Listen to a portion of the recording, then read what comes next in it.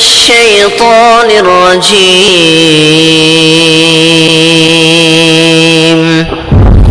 بسم الله الرحمن الرحيم. اقرأ باسم ربك الذي خلق. وإلہکم الہ واحد، تم سب کا معبود ایک معبود، پوری انسانیت کا، پورے عالم انس و جن کا، عالم ملائکہ کا، جتنے مکلفین ہیں اور جتنی مخلوقات جو اپنے اپنے انداز سے اللہ رب العالمین کی تسبیح اور تحلیل بیان کرتی ہیں، سب کا مستحق، سب کا معبود حقیقی ایک اللہ ہے.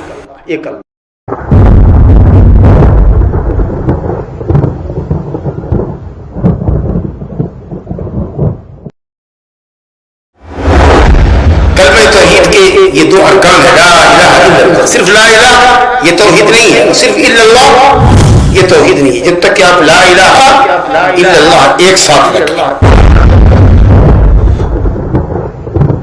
ومن أحسن قولا ممن دعا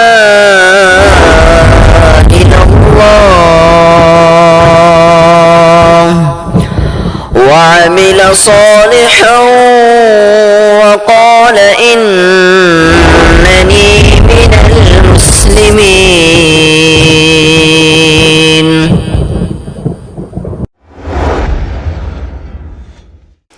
اعوذ باللہ من الشیطان الرجیم. ومن اظلم ممن منع مساجد اللہ ان یذکر فیہا اسمہ وسعى في خرابها اولئک ما كان لهم ان يدخلوها الا خائفین لهم في الدنيا خزي ولهم في الآخرة عذاب عظيم ولله المشرق والمغرب فأينما تولوا فثم وجه الله إن الله واسع عليم. وقالوا اتخذ الله ولدا سبحانه بل له ما في السماوات والأرض كل له قانتون بديع السماوات والأرض وإذا قضى أمرا فإنما يقول له كن فيكون. وقال الذين لا يعلمون لولا يكلمنا الله أو تأتينا آية كذلك قال الذين من قبلهم مثل قولهم تشابهت قلوبهم قد بينا الآيات لقوم يوقنون. إنا أرسلناك بالحق بشيرا ونذيرا ولا تسأل عن أصحاب الجحيم. ولن ترضى عنك اليهود ولا النصارى حتى تتبع ملتهم قل إن هدى الله هو الهدى ولئن اتبعت أهواءهم بعد الذي جاءك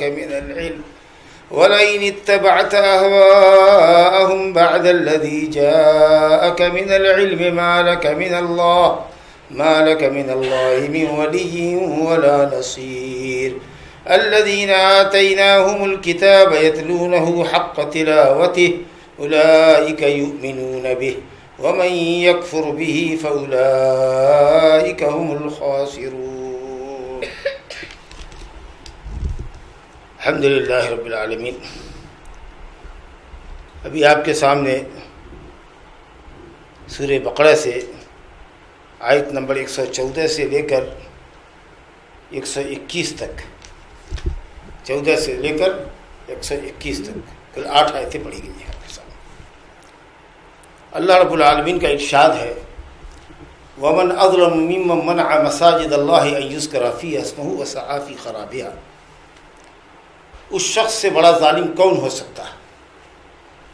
یہ اسلوب ہے بیان کا، اس میں تحدی اور چیلنج ہے.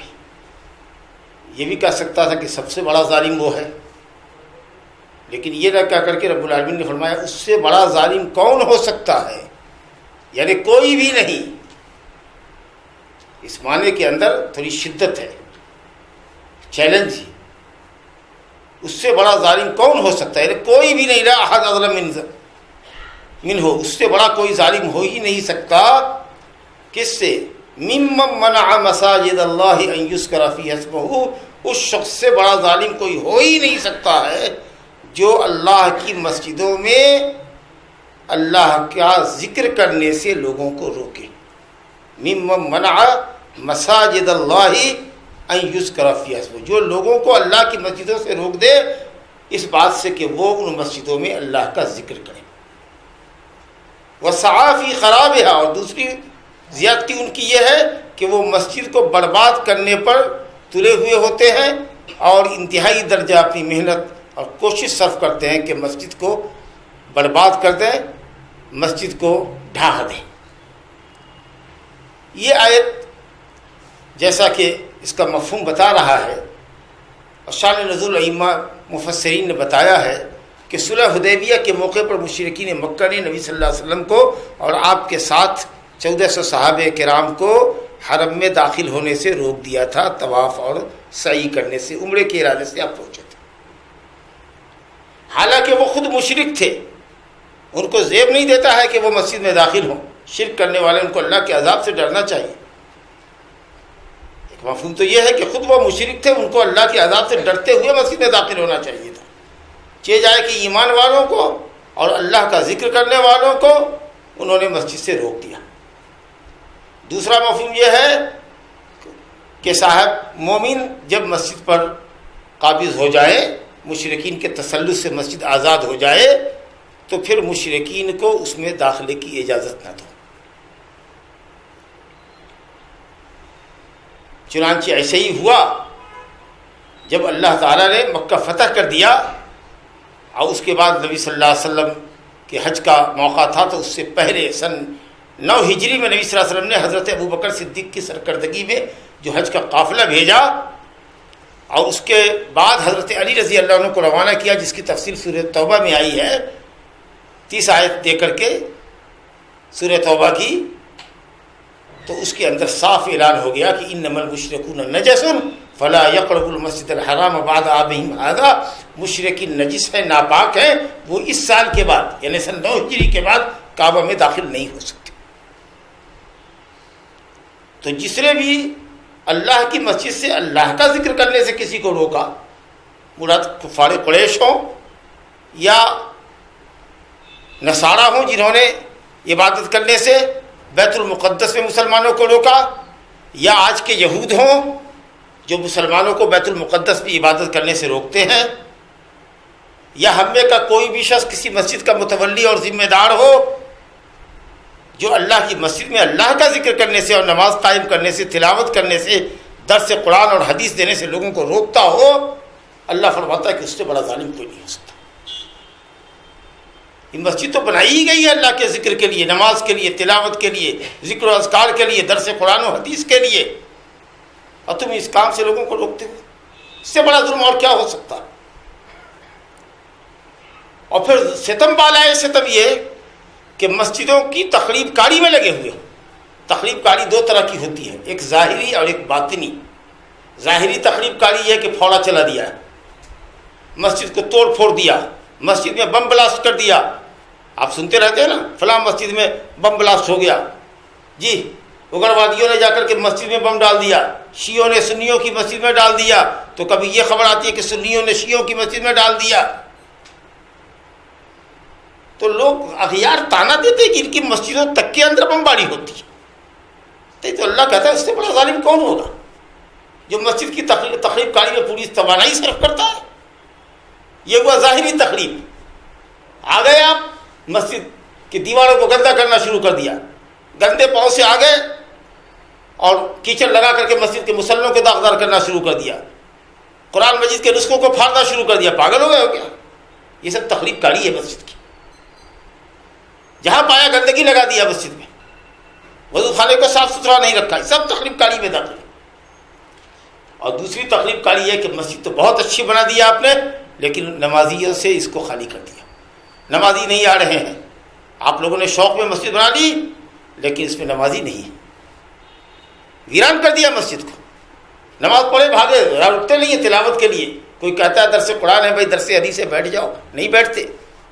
مسجد کی تعمیر دو طرح سے ہوتی ہے، ایک ظاہری تعمیر جو اللہ کے بندوں نے اتنی عمدہ اور عالی شان مسجد آپ کے لیے صاف ستھری تعمیر کر دی ہے۔ اب اللہ کے بندوں کا کام یہ ہے کہ اس مسجد کو نماز سے، ذکر سے، تلاوت سے اور واعظ و نصیحت کے بیانات سے آباد رکھے، یہ مسجد کی آبادی۔ تو تعمیر دو طرح سے ہوتی ہے، ایک تعمیر ظاہری جو ہو چکی ہے اور ایک تعمیر مانوی جو آپ نمازیوں کے ذریعے اور آپ تلاوت کرنے والوں کے ذریعے مسجد کی تعمیر ہو رہی ہے، آباد ہوئی مسجد۔ تو اسی کی ضد ہے تخریب، مسجد کی بلڈنگ کو نقصان پہنچانا یا مسجد کو نماز سے خالی کر دینا، تلاوت سے خالی کر دینا۔ اللہ تعالیٰ فرماتا ہے کہ اس سے بڑا ظالم کوئی نہیں ہو سکتا، لیکن کبھی ہو سکتا ہے کہ مسجد سے لوگوں کو بعض مصلحت کی وجہ سے کبھی روک دیا جائے، ایسا ممکن ہے۔ مثال کے طور پر اگر مسجد میں ترمیم کا کام ہو رہا ہے، مسجد کا ایکسٹینشن ہو رہا ہے، اس کو پلاسٹر کیا جا رہا ہے، کچھ دنوں کے لیے یہ کہا جائے گا کہ صاحب یہ مسجد چند دنوں کے لیے، کچھ دنوں کے لیے فلاں وقت سے لے کر فلاں وقت تک نمازیوں کے لیے بند کر دی گئی ہے، کیونکہ یہاں تعمیر کا کام چل رہا ہے۔ جائز ہوگا کہ نہیں ہوگا؟ ٹھیک ہے۔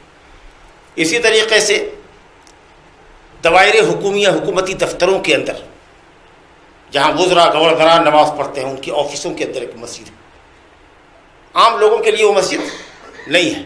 اگر وہ لکھ دیا جائے کہ کامن لوگوں کے لیے نہیں ہے، سرکاری آفیسرز کے لیے، شاہی حکومت کے اندر یا مسلم حکمرانوں کے علاقے میں ان کے شاہی خاندان کے درمیان ایک مسجد ہے، عام آدمیوں کی اجازت انٹری نہیں ہے کیونکہ سیکورٹی کا مسئلہ ہے، تو آپ ضد مت کیجیے کہ انہوں نے روک رکھا ہے، اس مسجد کا حکم خاص ہے۔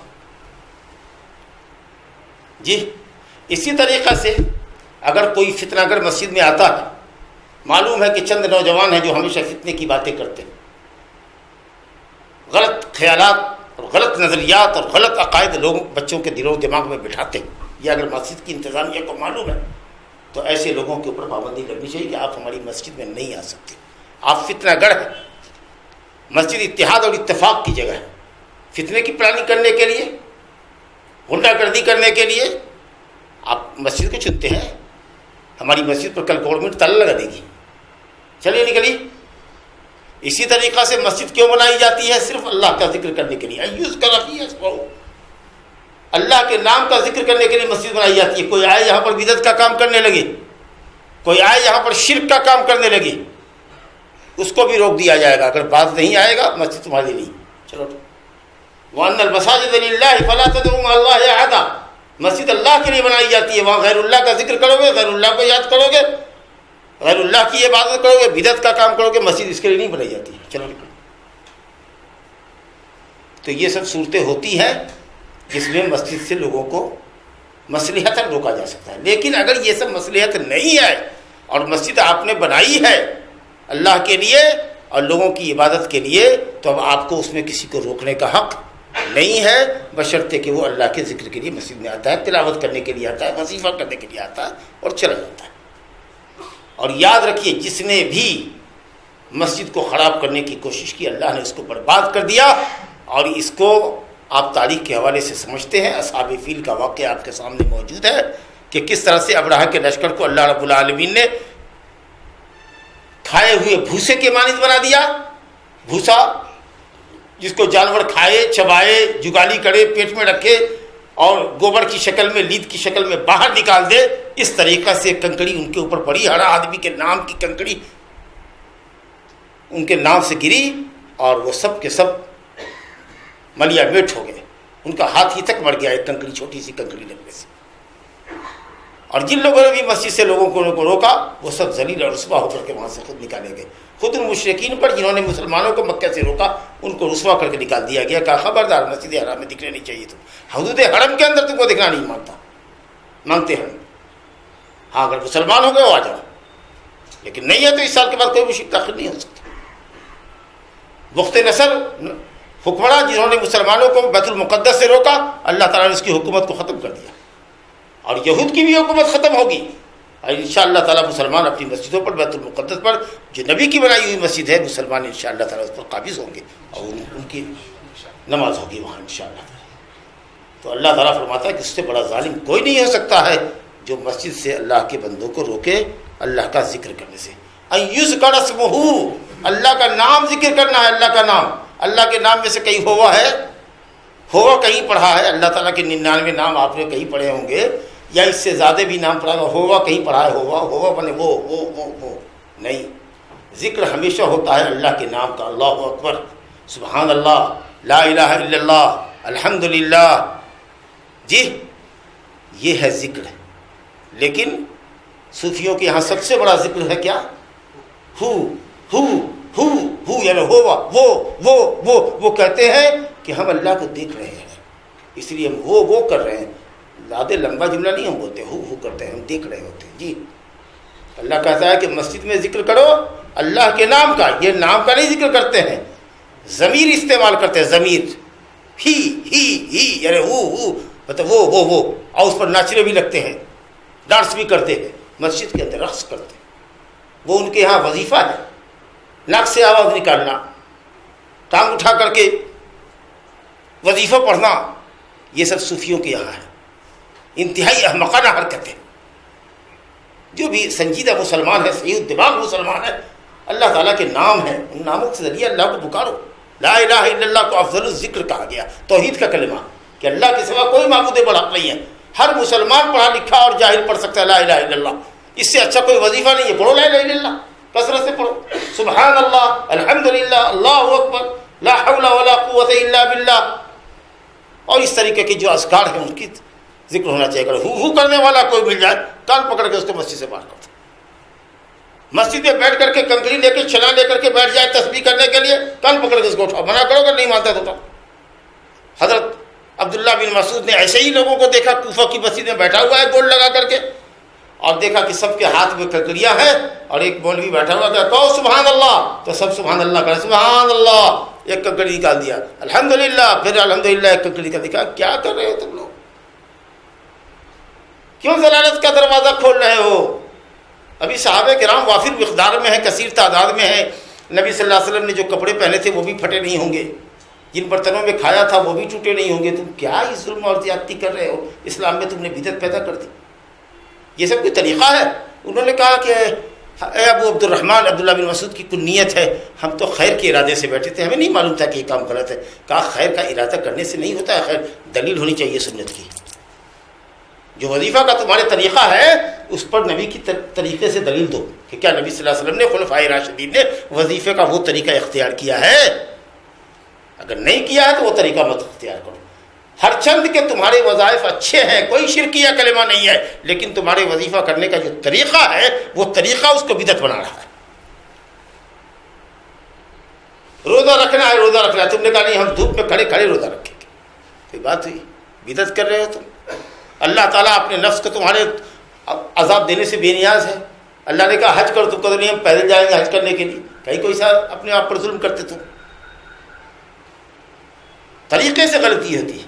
ہم کہتے ہیں کہ قبر کی زیارت کثرت سے کرو، اپنی موت کو یاد کرو، لیکن تم خاص دن متعین کر لیتے ہو قبر کی زیارت کا، جس دن کو نبی صلی اللہ علیہ وسلم نے متعین نہیں فرمایا ہے.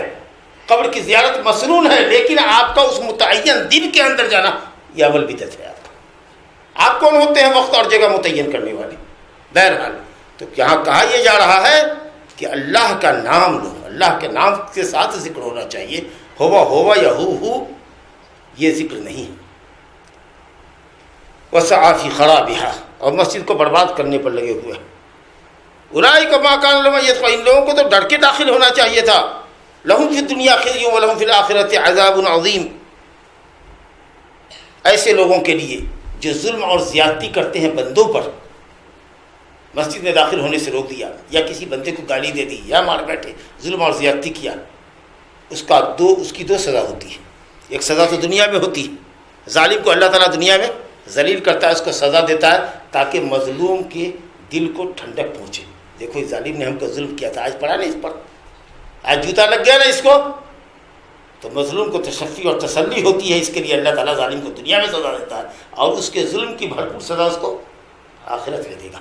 لیکن اگر کوئی گناہ تمہارے اور تمہارے رب کے درمیان ہے تو اس کی ایک ہی سزا اللہ دے گا، اس کی ایک ہی سزا دے گا. لیکن اگر ظلم بندے پر ہے اور زیادتی بندے پر کی ہے، اس کی دو سزا اللہ دیتا ہے، دنیا میں بھی رسوا کرتا ہے اور آخرت میں تو عذاب ہے ہی.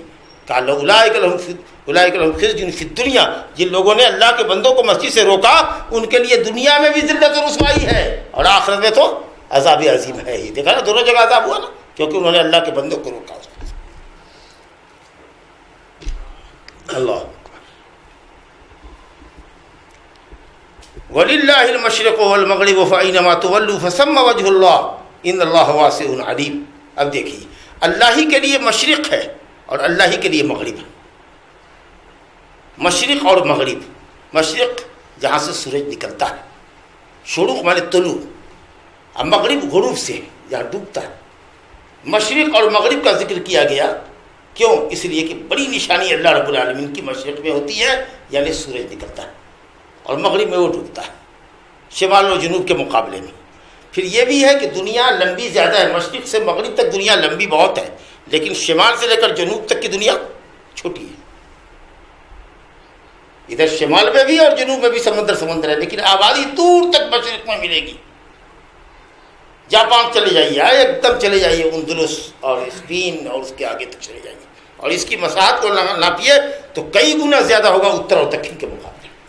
ویسے بھی چیزوں کی لمبائی چوڑائی سے زیادہ ہوا کرتی ہے، سمجھا؟ تو اللہ تعالیٰ مشرق و مغرب کا مالک ہے، مطلب یہ کہ تمام جہات کا وہی مالک ہے. اتر کا بھی وہی مالک ہے، دکن کا بھی وہی مالک ہے، اوپر کا بھی وہی مالک ہے، نیچے کا بھی وہی مالک ہے. پوری کائنات اسی کی ہے.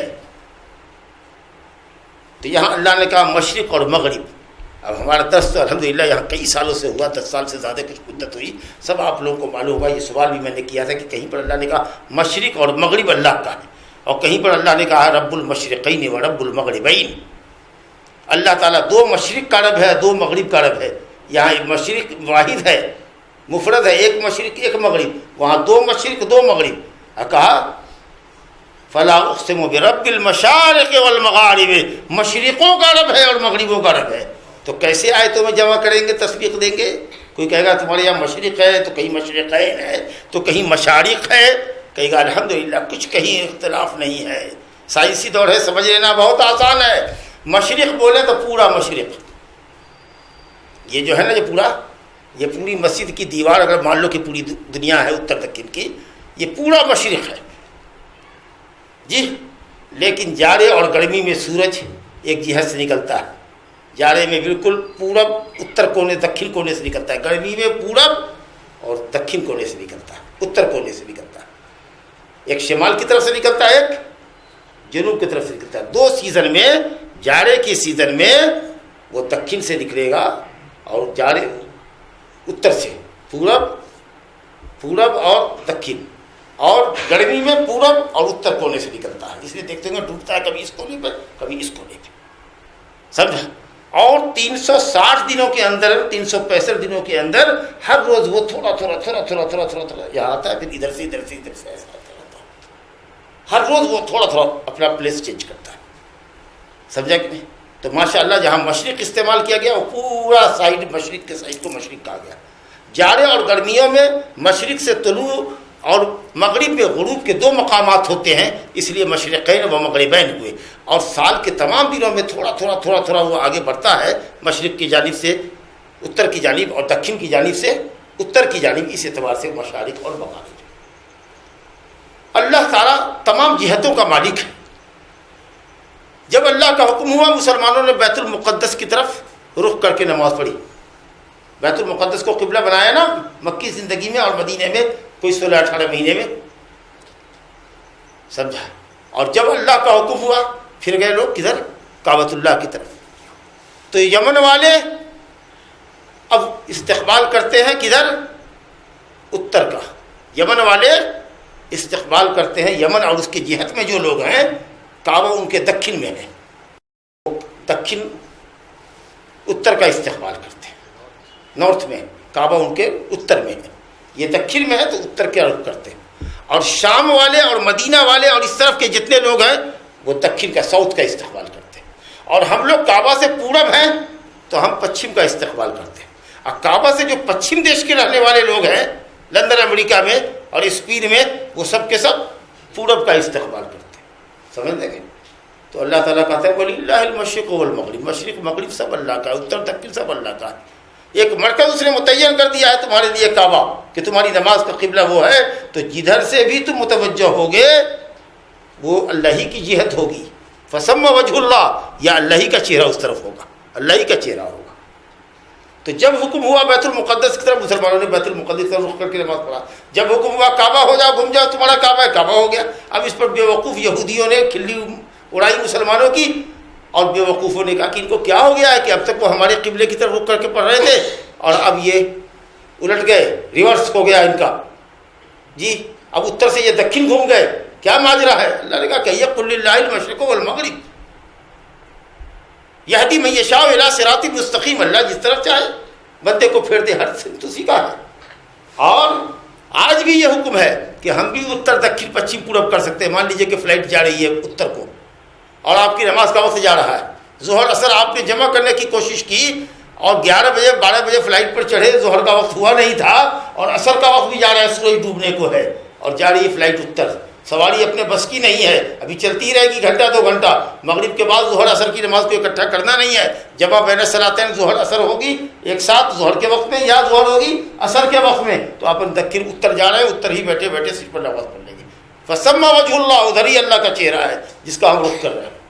دکن جا رہے ہیں، دکن جا رہے ہیں، ٹرین جا رہی ہے گھومتی پھرتی، اپنی بس کی نہیں ہے، جمع پہلے صلاتین کریں گے، لیکن اپنی سواری ہے تو فرض نماز کے لیے روک کر کے قبلے کا استقبال کریں گے۔ اگر نہیں معلوم ہو سکا تو وہاں کے لوگوں سے پوچھیں گے کہ پچھم کدھر ہے، اگر وہ بھی نہیں معلوم ہوا تو تحری کریں گے، غلبہ گمان کریں گے کدھر سے چلے تھے، کدھر سمت ہو سکتا ہے، کیا ہو سکتا ہے، اور جس طرف آپ کا دماغ جائے کہ ہاں یہ قبلہ ہے، یہ پچھم ہے، اس طرف رک کر کے آپ نے نماز پڑھا۔ اب بات کو اگر معلوم ہوا کہ نہیں آپ نے جس سمت میں نماز پڑھا تھا وہ قبلہ کی سمت پچھم نہیں تھا، وہ تو اتر تھے، تو آپ کی نماز ہو گئی الحمدللہ۔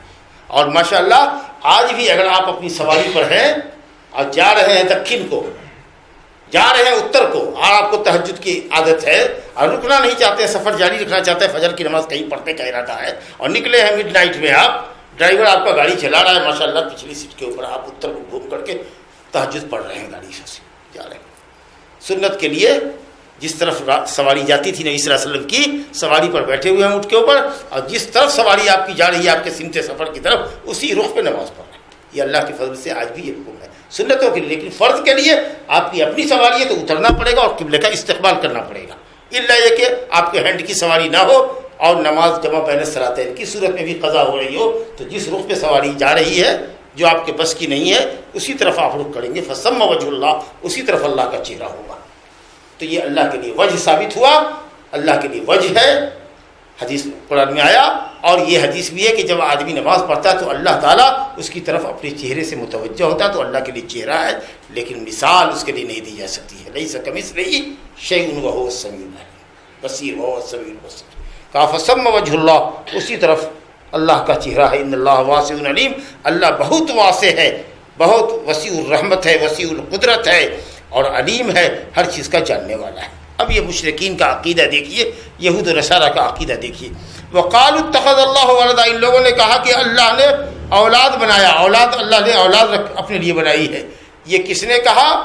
یہود و نصارہ نے اور مشرکین عرب نے، اور اس کی تفصیل آئی ہے دوسرے مقامات پر، چنانچہ سورہ توبہ میں اللہ تعالیٰ نے فرمایا ہے وقالت الیہود عزیر ابن اللہ وقالت النصارى المسیح ابن اللہ ذلك قولهم بأفواههم يضاهئون قول الذين كفروا من قبل قاتلهم الله أنى يؤفكون۔ کہا یہودی نے کہا کہ عزیر اللہ کا بیٹا ہے، اور نصارہ نے کہا کہ عیسیٰ ابن مریم اللہ کا بیٹا ہے جو بغیر باپ کے پیدا ہوا۔ ان کے دل مشابہ ہیں کفار سے، ان سے قبل کفار نے، کفار مکہ نے بھی فرشتوں کو اللہ کی بیٹیاں کہا، الملائکۃ بنات اللہ، اللہ کی بیٹیاں ہیں فرشتے۔ تو اللہ کے لیے کسی نے بیٹا ثابت کیا، کسی نے بیٹی ثابت کی، نعوذ باللہ۔ حضرت مریم علیہ السلام کو اللہ کی بیوی کر جانا، اللہ تعالیٰ اس کی نفی کر رہا ہے۔ کہا وقالوا اتخذ اللہ ولدا، انہوں نے کہا کہ اللہ کی اولاد ہے۔ سبحانہ، دیکھیے سبحانہ، وہ ہر عیب و نقص سے پاک ہے۔ اس کا مطلب یہ کہ اللہ کے لیے اولاد ثابت کرنا یہ اللہ کے ساتھ انتہا درجے کی بدتمیزی ہے، گالی ہے، گالی ہے، اللہ کو گالی دینا ہے۔ اللہ کے لیے یہ کہنا کہ اللہ تیری اولاد ہے، تیری بیوی ہے، یہ کہنا اللہ کو گالی دینا۔ وہ بے نیاز ہے، وہ ہر عیب و نقص سے پاک ہے۔ کیا مطلب؟ بیوی کی ضرورت ہمیں اور آپ کو پڑتی ہے، وہ ہمارا سہارا بنتی ہے، تعاون کرتی ہے، بچے ہماری حمایت اور نصرت کرتے ہیں، بڑھاپے کے سہارے بنتے ہیں، ہماری لاٹھی بنتے ہیں، ہمارے کام آتے ہیں بڑھاپے میں۔ رب العالمین کو ان چیزوں کی ضرورت نہیں۔ یہ محتاج، مجبور، کمزور انسان کو سہارے کی ضرورت ہے، معاون کی ضرورت ہے، رب العالمین کو نہیں۔ اس لیے اللہ نے اولاد کے سلسلے میں کہا سبحانہ وہ ہر عیب و نقص سے پاک ہے۔ گویا اولاد کا ثابت کرنا اللہ پر عیب لگانا، اللہ کو گالی دینا۔ بخاری شریف کی حدیث ہے کہ آدم کا بیٹا مجھے جھٹلاتا ہے، کذبنی ابن آدم وما کان لہ ذالک، اس کو یہ زیب نہیں دیتا ہے کہ اللہ کو جھٹلائے، اور آدم کا بیٹا مجھے گالی دیتا ہے جبکہ اس کو زیب نہیں دیتا ہے کہ وہ مجھے گالی دے۔ کہا اس کا مجھ کو جھٹلانا یہ ہے کہ وہ یہ کہتا ہے کہ اللہ نے مجھ کو پہلی مرتبہ تو پیدا کر دیا لیکن دوبارہ ہم کو پیدا کرنے پر قادر نہیں ہے، جبکہ پہلی پیدائش، پہلی تخلیق ہمارے لیے کوئی مشکل نہ تھی، تو اب بتاؤ تم کو پیدا کر کے مار کے دوبارہ زندہ کرنا میرے لیے کیا مشکل ہوگا؟ اور تمہارا گالی دینا ہم کو یہ ہے کہ تم کہتے ہو کہ اللہ نے اولاد بنائی ہے۔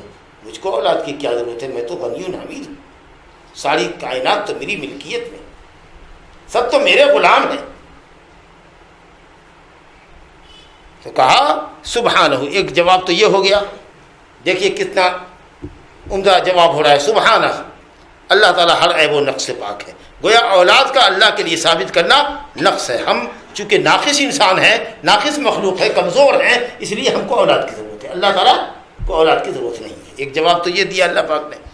دوسرا جواب دیا بل لہ ما فی السماوات والارض، بلکہ اس کے لیے وہ تمام چیزیں ہیں، سب اسی کی ملکیت ہے جو آسمانوں میں ہے اور زمین میں ہے، تو سب اسی کے غلام ہیں، سب اسی کی ملکیت ہے۔ سمجھا کہ نہیں؟ سارے بندے اسی کی ملکیت میں، اس کی غلامی میں ہے، اور کبھی بھی غلام اپنے آقا کا بیٹا نہیں ہوتا ہے، اور جو بیٹا ہوتا ہے وہ غلام اور ملکیت نہیں ہوتا ہے۔ بیٹا تمہاری ملکیت نہیں ہے، ہمارا بیٹا ہماری ملکیت نہیں ہے، ملکیت ہماری چیزوں پر ہوتی ہے۔ بیٹا کوئی سامان نہیں ہے کہ تم اس کے مالک ہو، تمہارے جسم کا حصہ ہے۔ تو اللہ نے کہا کہ سب کچھ تو اسی کی ملکیت میں ہے، تم ہمارے لیے اولاد ثابت کرتے ہو تو اولاد تو ملکیت نہیں ہوتی۔ تو یہ دوسرا جواب ہوا کل لہ قانتون، تمام کے تمام اللہ کے سامنے سرنگو ہیں، اس کے حکموں کے تابع ہیں۔ قنوت دو معنی میں آتا ہے، تو غلامی اور اس کے حکم کے تابع ہیں، اور قنوت ہوتا ہے عبادت اور طاعت کے معنی میں، اور وہ جو مسلمان اللہ کی بندگی کرتا ہے اس کو قنوت کہتے ہیں۔ ان ابراہیم کان امۃ قانتا، ہمیشہ اللہ کی بندگی کرنے والے تھے۔ ویسے ساری دنیا اللہ رب العالمین کے حکموں کی غلام ہے جی، اس اعتبار سے کل لہ قانت، تو جب سب اس کے سامنے ذلیل ہیں، سب اس کے سامنے جھکے ہوئے ہیں، سردگو ہیں، ہر کوئی اس کے فیصلے اور حکم کے سامنے مجبور ہے، تو ایسا مجبور بھلا اللہ کا بندہ بیٹا کیسے ہو سکتا ہے؟ یہ تیسرا جواب ہوا۔ کہا بدیع السماوات والارض، اللہ وہ ہے جس نے آسمان کو اور زمین کو بغیر سابق نمونے کے ایجاد بخشا، وجود بخشا۔ کوئی نمونہ نہیں تھا زمین اور آسمان کا، اور بغیر نمونے کے اللہ تعالیٰ نے زمین بنائی، آسمان بنائی۔ اتنی خوبصورت زمین، اتنا خوبصورت آسمان، اتنا مضبوط آسمان، اللہ تعالیٰ بار بار کہتا ہے فرجع البصر هل ترى من فطور، نگاہ کو پلٹاؤ، بار بار دیکھو، کہیں پھٹن دیکھتے ہو آسمان میں، کہیں سوراخ نظر آتا ہے، دیکھو، لوٹاؤ اپنی نگاہ کو، غور سے دیکھو۔ کوئی نمونہ نہیں تھا۔ اب بغیر نمونے کے جو اللہ رب العالمین ایسی بڑی مخلوق کو پیدا کرنے پر قادر ہے، کیا وہ حضرت عیسیٰ علیہ السلام کو بغیر باپ کے پیدا کرنے پر قادر نہیں ہے؟ کہ تم نے حضرت عیسیٰ کو اللہ کا بیٹا گردان دیا۔ بدیع السماوات والارض، اذا قضى امرا فانما يقول له كن فيكون، جب اللہ تعالیٰ کسی امر کا فیصلہ کرتا ہے تو کہتا ہے ہو جا۔ ایک مرتبہ کہنا ہے، 3 مرتبہ 4 مرتبہ نہیں، وہ صرف ایک مرتبہ کرتا ہے، کسی مخلوق کو پیدا کرنا چاہتا ہے ہو جا، اور وہ چیز وجود میں آ جاتی ہے۔ حضرت عیسیٰ علیہ السلام کی بھی جسم کی تخلیق اللہ نے لفظ کن سے فرمائی، کن ہو جا، حضرت عیسیٰ کا جسم ہو گیا۔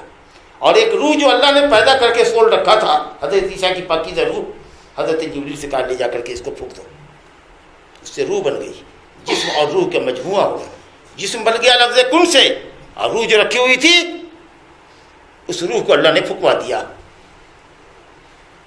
اور حضرت عیسیٰ علیہ السلام پیدا ہو گئے۔ تو اتنی بڑی مخلوق کو اللہ تعالیٰ آسمان اور زمین کو لفظ کن سے پیدا کرنے پر قادر ہے، حضرت عیسیٰ علیہ السلام کو پیدا کرنا اس کے لیے کیا مشکل ہے کہ تم نے عیسیٰ علیہ السلام کو اللہ کا بیٹا کرتا نا؟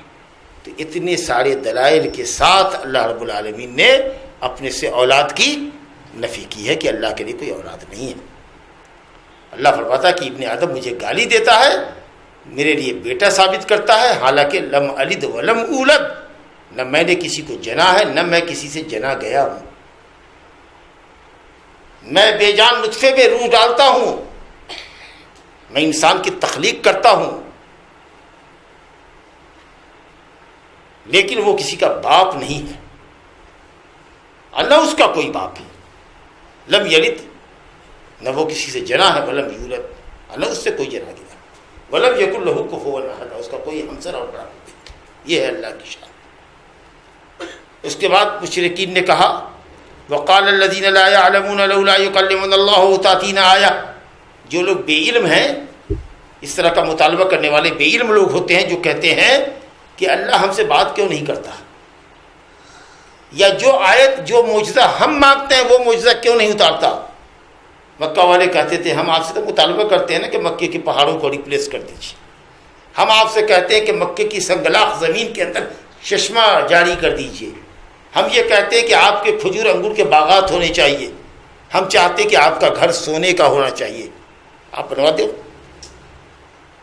اچھا پاگل لوگ ہیں، تعنت اور سرکشی کی حد ہے۔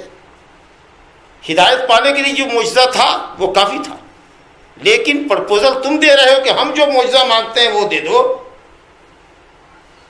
تو اس کی تو کوئی انتہائی نہ ہوگی۔ ایک معجزہ اچھا نہیں، اس سے کام نہیں چلے گا، ایک اور لانا ہوگا، ایک اور لانا ہوگا، تو اس کی تو چاہت کی تو کوئی انتہائی نہیں ہوگی۔ ہدایت پانے کے لیے معجزہ جو ہر نبی کے ساتھ ہے پہلے سے حاصل ان کو، وہ تمہاری ہدایت کے لیے کافی۔ یہ تو وہی بات ہوئی جو انہوں نے کہا، یہودیوں نے حضرت موسیٰ علیہ السلام سے کہا قالوا ارنا اللہ جہرۃ، اللہ کو کھلم کھلا دکھاؤ، ہم بات کریں گے، دیکھنا چاہتے ہیں۔ اچھا چلو ہم تجویز پیش کرتے ہیں، اللہ تعالیٰ سے کہتے ہیں کہ بندے سب آئے ہیں کوہ طور پر، دیکھنا چاہتے ہیں، ذرا اپنی تجلی دیکھا، سمجھا کہ نہیں؟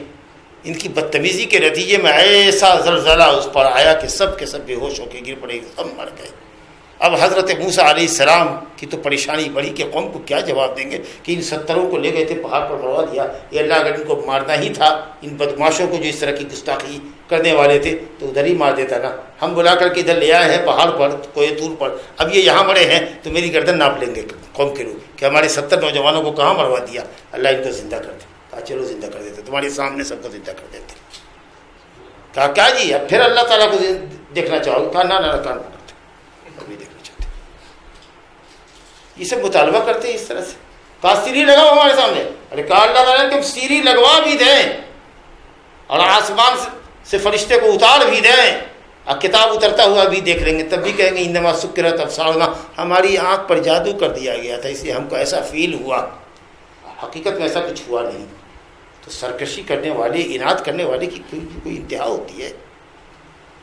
کہا کہ یہ کہتے ہیں کہ اللہ ہم سے بات کیوں نہیں کرتا تمہارے بارے میں، کہ محمد ہمارے رسول ہیں، یہ کتاب ہماری اتاری ہوئی کتاب ہے، آپ کو ہم سے بات کرے جی، کتنے بڑے آدمی ہیں یہ، ایمان لے آ کر کے اللہ بڑے احسان کر دے، ہم سے بات کرے یا ہمارے پاس وہ نشانی لائے جو ہم چاہتے ہیں۔ کذالک قال الذین من قبلہم مثل قولہم، اسی طرح کی بات ان سے پہلے کے لوگوں نے حضرات انبیاء کرام سے کی ہے۔ تشابہت قلوبہم، کفار کے منافقین کے جملے ورژنس ایک ہی ہوتے ہیں، لہجہ بدلا ہوا ہوتا ہے۔ تب کے یہودی بھی وہی بولتے تھے، آج کے بھی یہودی یہی بولتے ہیں، لہجہ بدلا ہوا ہے، اسلوب بدلا ہوا ہے، لیکن کفر کی زبان ایک ہی ہوتی ہے، سرکشی کی زبان ایک ہی ہوتی ہے۔ جو بدماش گنڈے ہوتے ہیں ان کا لہجہ، ان کا اسلوب ایک ہی ہوتا ہے، حالات کے حساب سے تیور بدلتے رہتے ہیں، لہجہ بدلتا رہتا ہے، لیکن بات ایک ہی رہتی ہے۔ کہا تشابہت قلوبہم قد بینا الآیات لقوم یوقنون، یقین اور ایمان رکھنے والوں کے لیے ہم نے کھلی ہوئی نشانی اتاری ہے، اور وہ دیکھ لیں، آسمان میں غور کر لو، زمین میں غور کر لو، قرآنی آیات میں غور کر لو، نبی صلی اللہ علیہ وسلم کی سیرت کو دیکھ لو نا، کتنی بڑی بات کہی جا رہی ہے، اللہ اکبر، انا ارسلناک بالحق بشیرا ونذیرا، کیا بات کہہ دیا، اے اللہ فرما رہا ہے کہ ہم نے آپ کو حق کے ساتھ بھیجا ہے، آپ رسول برحق ہیں۔ یہ ساری دنیا والے یہودی نصرانی یہ جانتے ہیں کہ جب بھی دنیا ظلم و فساد سے بھر گئی، ہر طرف شر اور طغیان نے سر اٹھایا، تو اللہ تعالیٰ نے مصلحین کو، انبیاء کرام کو بھیجا۔ کوئی تقریباً 600 سال کا وقفہ ہو گیا حضرت عیسیٰ علیہ السلام کو گئے ہوئے دنیا سے، اور صلیب کی پوجا ہو رہی ہے، مجسموں کی پوجا ہو رہی ہے، قبروں کی پوجا ہو رہی ہے، لوگ پتھر کو پوج رہے ہیں، درختوں کو پوج رہے ہیں، آگ کا دریا کو پوج رہے ہیں۔ ایسے وقت میں جب کہ دنیا ظلم و فساد سے بھر چکی ہے، اس وقت کا عین تقاضا ہے کہ کوئی مصلح آئے، کوئی رسول آئے۔ ایسے وقت میں آپ کا آنا خود اس بات کی دلیل ہے کہ آپ رسول ہیں۔ دوسری بات یہ ہے کہ رسالت کا آپ نے اعلان کب کیا؟ جب 40 سال کے ہوئے، تب 40 سال کی بے داغ زندگی اور اعلیٰ سیرت اور آپ کا کردار ان مکے والوں کے سامنے، یہ خود اس بات کی دلیل ہے کہ یہ آدمی اللہ کا نبی اور رسول ہے۔ اور جو پیغام ہم نے آپ پر اتارا ہے قرآن اور حدیث کی شکل میں، جو انتہائی سچا پیغام ہے، حضرت عیسیٰ موسیٰ وغیرہ کے تعلق سے جو باتیں قرآن پیش کر رہا ہے وہ سب سچی باتیں ہیں۔ ایک بات کو بھی یہودی اور عیسائی جھٹلا نہیں سکتے، اور اس میں اچھے اخلاق کی تعلیمات ہیں، توحید کی تعلیم ہے، شرک سے منع کیا گیا ہے، اور ہر اچھی خوبیوں کی طرف دعوت دی گئی ہے، اور ہر شر سے، ہر فساد سے، ہر گناہ سے بچنے کی تلقین کی گئی ہے۔ خود یہ تعلیم بتا رہی ہے کہ اتنی پاکیزہ تعلیم کسی نبی اور رسول کے ذریعے ہی آ سکتی ہے۔ اِنَّا أَرْسَلْنَاكَ بِالْحَقِّ، اے نبی ہم نے آپ کو رسول حق بنا کر بھیجا ہے، یا آپ کو بھیجا ہے حق کی تعلیمات دے کر، دونوں بات ہے۔ آپ رسول حق بھی ہیں، اور جو دعوت لے کر آئے ہیں وہ دعوت بھی دعوت حق کا ہے۔ اور بھیجا کس لیے؟ بشیرا و نذیرا، بشارت دینے والا اور ڈرانے والا بنا کر بھیجا ہے کہ جو لوگ آپ کے مطیع و فرما بردار ہیں، جو توحید و رسالت اور آخرت کو مانتے ہیں، جو اسلامی احکام پر عمل کرتے ہیں، ان کو دنیا اور آخرت میں سعادت کی بشارت دے دیجئے، جنت کی بشارت دے دیجئے۔ اور جو آپ کی اطاعت نہیں کرتے، شرک اور کفر اور گناہوں پہ جمے ہوئے ہیں، ان کو عذاب جہنم کی وعید سنا دیجئے۔ بشیر و نذیر آپ نے آپ کو بنایا، گویا اوامر اور نواہی دونوں کے ساتھ بھیجا ہے، کچھ چیزوں کا حکم کرنے کے لیے اور کچھ چیزوں سے رکنے کے لیے، لوگوں کو روکنے کے لیے، دونوں کا مجموعہ ہے۔ عبادت کو بجا لانا بھی ہے اور گناہوں سے بچنا بھی ہے۔ یہ اس لیے ضروری ہے کہ اگر اسلام صرف یہ رہتا کہ احکام کو بجا لاؤ، تو ٹیسٹ کیسے ہوتا کہ گناہ سے تم رکتے ہو کہ نہیں رکتے ہو؟ کتنے لوگ ہوتے ہیں جن کے لیے گناہ سے رکنا آسان ہوتا ہے، لیکن عبادت کی بجاوری مشکل ہوتی ہے، اور کتنے لوگ ہوتے ہیں جن کے لیے عبادت کی بجاوری آسان ہے لیکن گناہوں سے رکنا ان کے لیے مشکل ہے۔ نوجوانوں سے کہیے کہ زناکاری سے بچو، مثال کے طور پر بڑی حسین جمیل عورت اگر دعوت دے تم کو بچنا ہے، تو شاید کوئی اللہ کا بندہ نوجوان جس کو اللہ بچا لے بچ جائے، ورنہ وہ نہیں بچے گا۔ لیکن کسی بوڑھے کو کہو، 80 سال کے بوڑھے کو، کہ آپ کو بدکاری نہیں کرنی ہے، کہ ہاں بالکل نہیں کرنی، کیونکہ اس کے پاس اب وہ بدکاری کرنے کی طاقت ہی نہیں ہے۔ اس کے لیے گناہ سے رکنا اس بوڑھے کے لیے آسان ہے، لیکن اس کو کہو کہ ہر نماز میں مسجد چلنا ہوگا، اور اتفاق سے مسجد اللہ پر ہے، دوسری منزل پہ ہے، سیڑھی چڑھ کے جانا ہوگا، تو کہے گا بڑی صاحب بہت تکلیف ہے، ادھر ہی نماز پڑھ لیتے ہیں، بیٹھ کے ہی پڑھ لیتے ہیں، انسان پریشانی ہے۔ اس کے لیے اوامر کی بجاوری مشکل ہے، لیکن گناہوں سے بچنا اس کے لیے آسان ہے۔ لیکن جوانوں کے لیے گناہ کرنا آسان ہے، نیکی کرنا مشکل ہے۔ امتحان کیسے ہوتا؟ اسی لیے اللہ تعالیٰ نے کہا کہ دین نام ہے کچھ چیزوں کے بجا لانے کا اور کچھ چیزوں سے بچنے کا۔ ٹیسٹ کرنا چاہتے ہیں کہ تم حکموں کو بجا لاتے ہو اور گناہوں سے بچتے ہو کہ نہیں۔ کسی کے لیے واجبات کی ادائیگی آسان ہے، حرام کا ارتکاب مشکل ہے، کسی کے لیے حرام کا ارتکاب مشکل ہے، آسان ہے لیکن عبادت کی بجاوری مشکل ہے۔ اسی لیے بشیرن و نذیرا، حکم دینے والا اور برائی سے روکنے والا بنا کر بھیجا ہے آپ کو۔ تو اسلام یہی ہے، یہ نہیں کہ صاحب ہم نیکی بھی نہیں کرتے تو گناہ بھی نہیں کرتے ہیں، ایسا نہیں کہ ٹھیک ہے گناہ نہیں کرتے یہ بات تو اچھا کرتے ہیں لیکن نیکی نہیں کرتے ہیں، یہ بات تو غلط کرتے ہیں آپ۔ ایک آپ پر فرض ہے اور ایک آپ کے لیے حرام ہے، تو حرام سے تو آپ بچتے ہیں لیکن فرائض کہاں ادا کر رہے ہیں آپ؟ جی کچھ لوگ کہتے ہیں ہم سچ تو نہیں بولتے مولوی صاحب لیکن جھوٹ بھی نہیں بولتے۔ ارے بھائی سچ بولو، سچ بولو، جھوٹ نہیں بولتے، سچ بھی نہیں بولتے ہیں، سچ کے قریب نہیں جاتے، جھوٹ نہیں بولتے لیکن سچ کے قریب بھی نہیں جاتے، ایسا نہیں چلتا۔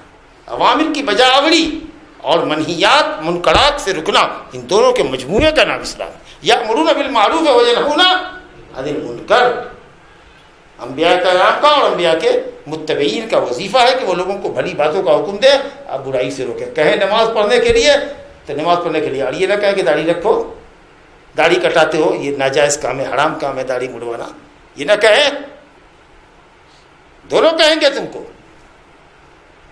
داڑھی بھی رکھو، پائجامہ بھی ٹخنے کے اوپر پہنو، حرام ہے، آگ میں ہے تمہارا، یہ بھی کہیں گے، نماز کی بھی تعلیم دیں گے، دونوں کے مجموعے کا نام ہے۔ بہرحال اے نبی، ہم نے حق کے ساتھ بھیجا ہے بشیر و نذیر بنا کر، اب آپ تعلیم دے دیجیے، دین کی تعلیم لوگوں کو بتا دیجیے، ان کو انجام سے آگاہ کر دیجیے۔ پھر بھی اگر کوئی مسلمان ہوتا ہے نہیں ہوتا ہے تو آپ سے اس کی پوچھ نہیں ہوگی جہنمیوں کے بارے میں کہ یہ لوگ جہنم میں کیوں گئے، اس کے ذمہ دار آپ ہیں نہیں، آپ کا کام صرف تبلیغ کرنا ہے، علماء کا کام صرف آپ تک اللہ کا پیغام، رسول کا پیغام پہنچا دینا ہے، تاکہ آپ یہ نہ کہہ سکے کہ کوئی بتانے والا ہم کو نہیں آیا تھا، کسی نے ہم کو بتایا نہیں تھا۔ پھر اگر آپ اپنی بدعملیوں کے سبب جہنم میں جاتے ہیں تو اس کے ذمہ دار آپ ہوں گے، وہ مولوی ذمہ دار نہیں ہے، وہ نبی ذمہ دار نہیں ہے جس نے اپنا کام کر دیا، اس کا کام تبلیغ ہے، ہدایت دینا اللہ کا کام ہے، اللہ تعالیٰ کا کام ہدایت اتارنا ہے، نبی کا کام ہدایت پہنچانا ہے، تمہارا کام ہدایت کو قبول کرنا یا انکار کرنا یہ تمہاری طرف لوٹتا ہے۔ اور آخری درس کی آیت ہے وَلَن تَرْضَىٰ عَنْكَ الْيَهُودُ وَلَا النَّصَارَىٰ حَتَّىٰ تَتَّبِعَ مِلَّتَهُمْ۔ کفر اور اناد اور سرکشی یہود و نصارہ کی یہ دیکھیے، نبی صلی اللہ علیہ وسلم شروع میں یہود و نصارہ کی منہ بھرائی کرتے تھے، تالیف قلب کرتے تھے ان کی، اچھا ایسا، اچھا اچھا ایسا ہے، ایسا کرتے، کچھ باتوں میں ساتھ دیتے تھے، سمجھا کہ نہیں، تاکہ وہ ہم کو اپنا مخالف نہیں سمجھے اور آئے ہماری دعوت کی طرف۔ لیکن وہ تو اناد میں بڑھتے گئے، جب اتنا بڑھتے گئے تو آپ نے کہا ہر کام میں ان کی مخالفت کرو۔ جی، یہود و نصارہ کے ہاں، یہودیوں کے ہاں جب ان کی بیوی حائضہ ہوتی تو گھر سے نکال باہر کرتے، ایک چھوٹی سی جھوپڑی بنا کر کے رکھتے، ادھر ہی رکھتے، گھر میں نہیں آنے دیتے، اس کا برتن، اس کا پلیٹ، اس کی پتیلی سب الگ کر دیتے، پاک ہو کر کے نہا دھو کر کے گھر میں داخل ہو سکتے۔ جی، اور نصارہ کے یہاں اتنے گندے کہ حیض والی عورتوں کے ساتھ صحبت کرتے، اتنے گندے۔ تو اللہ تعالیٰ نے آیت اتار دی یسألونک عن المحیض قل هو اذى فاعتزلوا النساء۔ حیض کی حالت میں بیوی سے صحبت نہیں کرنا ہے، باقی بستر پر سوئے گی، کھانا بنائے گی، تمہارا کپڑا دھوئے گی، بدن دبائے گی، سارا کچھ کرے گی۔ حکم آ گیا تو ایک صحابی نے کہا کہ یا رسول اللہ، یہودی سے سنا ہے کہتے ہوئے کہ یہ آدمی تو ہماری ہر بات میں مخالفت کرتا ہے، اب ہم لوگ اپنی بیوی کو حیض کی حالت میں گھر سے نکال دیتے ہیں، تو اب یہ بیوی کو گھر میں لے کر کے اپنے بستر پر سوتا ہے اور صرف کہتا ہے کہ صاحب ایسا نہیں کرو گے، خاص بات ہے، تو یہ مخالفت کرتا ہے۔ تو ایک صحابی نے کہہ دیا جوش میں آ کے کہ یا رسول اللہ افلا نجامعہن، تو ہم جمع بھی کریں، اپنی بیوی سے صحبت کریں تاکہ ان کا اور مکالا ہو۔ آپ نے کہا نہیں، اب کسی کی مخالفت بھی اتنا آگے نہیں بڑھ جاؤ کہ تم اپنی شریعت کی مخالفت کر دو۔ اللہ تعالیٰ نے فرمایا ہے کہ فاعتزلوا النساء فی المحیض، حالت حیض میں اپنی عورتوں سے الگ رہو، خاص تعلق قائم مت کرو۔ جی، ناراض ہو گئے آپ کا چہرہ سرخ ہو گیا، پھر یہ دونوں چپکے سے نکل گئے، غصہ جو دیکھا نبی کو، لیکن اتنے میں دودھ کا پیالہ آ گیا، آپ نے کہا اچھا دیکھو بول لیا۔ یہ لوگ جا کر کے باہر کھڑے ہوئے تھے کہ دیکھیں کچھ جا رہا ہے تحفہ اندر سے، تو اگر غصے کا اثر ہوگا تو ہم کو نہیں بلا بھیجیں گے ورنہ بلواویں گے، تو کہا وہ دونوں جا رہے ہیں، ان کو بلا کے لیا۔ پھر جب انہوں نے دودھ کا پیالہ دیا، ہم کو پلایا دودھ، تب سمجھا کہ آپ کے اوپر غصہ کا کوئی اثر باقی نہیں ہے۔ تو جو غلط بولتا تھا وہ غلط پر آپ ٹوکتے تھے، لیکن وہ ایسا نہیں کہ صاحب آپ اس سے نفرت کریں، بات غلط بولی، اس نے ڈانٹا آپ نے، یہود و نصارہ کی مخالفت اسی حد تک جس حد تک شریعت کرتی ہے، سمجھا کہ تو بہرحال تو یہ منہ بھرائی ہوتی ہے۔ آج بھی آپ دیکھ رہے ہیں یہود و نصارہ کے آگے پیچھے لوگ لگے ہوئے رہتے ہیں، یہ ان کا استقبال کرو، ان کی عزت کرو، یہ پروٹوکول ہے، فلاں ہے چنا، جو مختلف ملکوں میں جاتے ہیں نا، یہ سب حکمراں جو جاتے ہیں، سمجھا کہ نہیں، تو اس طریقے سے ان کی آؤ بھگت کرتے، یہ ان کی ڈپلومیسی کا حصہ ہے، دین کا حصہ نہیں ہو سکتا، سمجھا کہ نہیں۔ یہ یہود و نصارہ کو خوش کرنے کی ہم کوشش کریں، جتنی کوشش بھی کریں گے وہ اتنا ہی ہم سے دور ہوں گے، ان کی عداوت ہم سے سخت ہوگی۔ اتنے ضدی اور ہٹھی ہیں یہود و نصارہ کہ اللہ فرماتا ہے وَلَن تَرْضَىٰ عَنْكَ الْيَهُودُ، ہرگز یہود اور نصارہ اے نبی آپ سے راضی نہیں ہوں گے جب تک کہ آپ اپنا دین چھوڑ کے ان کے دین کی پیروی نہ کرنے لگے۔ اسلام چھوڑ دیجیے، ان کے دین پر چلے جائیے، یہودی بن جائیے گا تو یہودی آپ سے پیار کرے گا. شیعہ سے دوستی یہاں کر رہے ہیں, ہاں مل جل کے ہم کو رکھ رہے ہیں, کبھی نہیں ملے گا. وہ آپ کی گردن کٹے گی, وہ مسکرائے گا. مذہبی عداوت اتنی کڑی ہے, اتنی سخت ہے. یہ یہود کبھی بھی آپ کو اپنا نہیں سمجھیں گے جب تک کہ آپ اپنا دین چھوڑ کر کے ان کے دین کی پیروی نہ کریں. نصارہ اس وقت تک آپ کو اپنا نہیں سمجھیں گے جب تک کہ آپ نصرانی نہ بن جائیں. وَلَن تَرْضَىٰ عَنْكَ الْيَهُودُ وَلَا النَّصَارَىٰ حَتَّىٰ تَتَّبِعَ مِلَّتَهُمْ. آپ ان کے دین کی پیروی کیجیے. تو کیا کریے گا؟ نہیں, کہہ دیجیے قُلْ إِنَّ هُدَى اللَّهِ هُوَ الْهُدَىٰ. اللہ کی ہدایت ہی پیروی کے لائق ہے, اور وہ تو ہمارے پاس ہے. ہم اپنا دین چھوڑ کے تمہارے پاس کیسے جا سکتے ہیں؟ نفرت کرتے ہو, عداوت رکھتے ہو, بیر رکھتے ہو, دوری رکھتے ہو, تو رکھو, ہمارے لیے اللہ کافی ہے.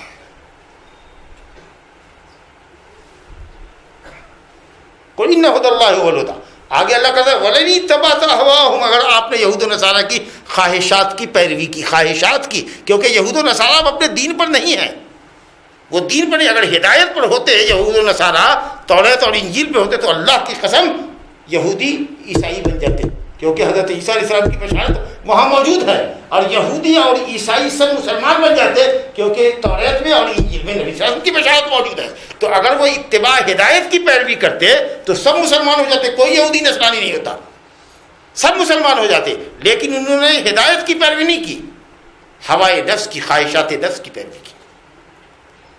جو نفس کا غلام ہو, خواہش نفس کا غلام ہو, اس سے بڑا کوئی گمراہ نہیں ہو سکتا. اب یہ اتنے سخت ہیں, ہوا پرست, بدعتی سے بھی ہوا پرست ہوتا ہے, لاکھ کچھ کہتے رہ جائیے, چونکہ وہ اپنی خواہشات نفس کا غلام ہے, شیطان اس کا معلم ہے, وہ کبھی بھی سنت کی راہ پر نہیں آتا. بہت مشکل ہے. کسی کافر کو مسلمان بنا لینا آسان ہے, لیکن کسی کٹڑ بدعتی کو صحیح راہ پر لے آنا بہت ٹف ہے, بہت ٹف ہے, کیونکہ وہ اتباع ہوا کرتا, خواہشات کی پیروی کرتا. ومن اضل ممن اتبع هواه بغیر هدى من اللہ. اور جو اپنی ہوائے نفس کی پیروی کرتا ہے, اس سے بڑا کوئی گمراہ نہیں ہوتا. افرأیت من اتخذ الہہ ہوا. جس نے اپنی خواہشات کو اپنا معبود بنا رکھا ہے, آپ اس کو ہدایت دے سکیں گے؟ اللہ اپنے نبی سے کہہ رہا ہے اپنے خواہشات کے غلام مت بنو, شریعت کے غلام بنو, شریعت کے پیروکار بنو.